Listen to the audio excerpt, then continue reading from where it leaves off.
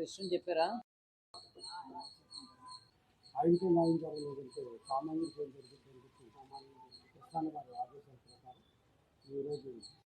నా పేరు D Srinivasarao Madiga, Tadepalligudem incharge MRPS.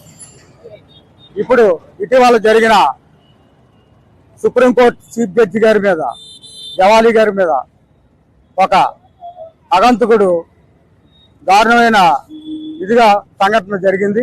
ఆ సంఘటన ఖండించమని అన్నగారు కృష్ణమాదిగ, పద్మశ్రీ మంద కృష్ణమాదిగ గారు ఇచ్చిన పిలుపు మేరకు మేమంతా కూడా ధర్నా చేపట్టాం. అలాగే నిరసన చేపడుతున్నాం.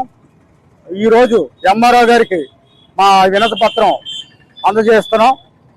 అలాగే ప్రతి ఒక్కరు కూడా, విద్యార్థులు, యువకులు, మరి ఒక న్యాయమూర్తులు, న్యాయవాదులు అందరూ కూడా సహకరించి తీవ్రంగా ఖండించి ఈ విషయం మీద అందరూ కూడా బలోపేతం చేయమని అన్నగారు పిలుపు మేరకే మేము ఎంఆర్పిఎస్ పూనుకుంది.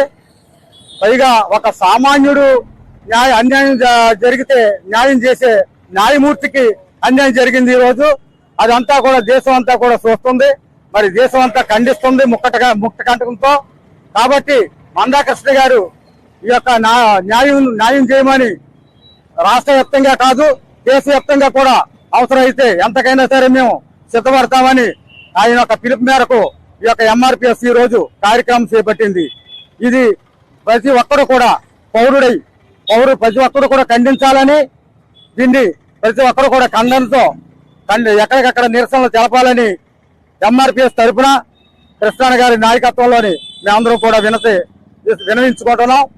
జై మాదిగ, జై మాదిగ. సుప్రీంకోర్టు చీఫ్ జడ్జి మీద జరిగిన దాడులు సుప్రీంకోర్టు